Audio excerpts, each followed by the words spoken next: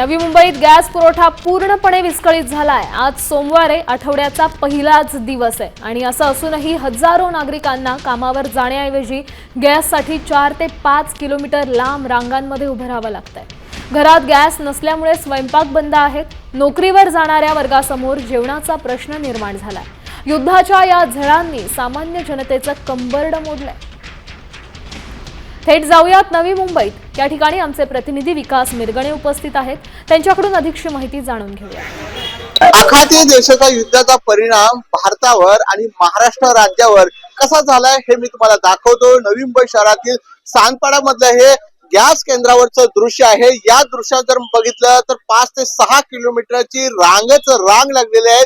काही लोक जे आहेत ते रात्री आलेले आहेत, काही पहाटे आलेले आहेत, काही मध्यरात्रीपासून आलेले आहेत। त्यामुळे 3 ते 4 दिवस झाले ही रांग काही संपत नाहीये। त्यामुळे इथल्या ग्राहकांना मोठ्या प्रमाणामध्ये जर आपण बघितलं रांग लागलेले 4 ते 5 किलोमीटर पर्यंत या ज्या आहेत लोकांच्या गर्दी लागलेल्या आहे। त्यामुळे संपूर्ण जर बघितले अनेक मुलं आहेत, लेडीज महिला सुद्धा या ठिकाणी आपल्याला उपस्थित दिसून येत आहेत। लोक जे आहेत गॅस बुकिंग करण्यासाठी सानपाडा गॅस केंद्रावर मात्र अजूनही गॅस आम्हाला मिळत नाहीये, आम्ही रांगेतच उभे आहोत अशी भूमिका इथले नागरिक आणि ग्राहक व्यक्त करताना दिसून येत आहे। त्यामुळे आखाती देशाचा किती परिणाम झाला युद्धाचा याच दृश्यातून आपल्याला स्पष्टपणे जाणवतंय। कॅमेरामन ज्ञानेश्वर वाडेसह विकास मिरगणे, साम टीव्ही, नवी मुंबई।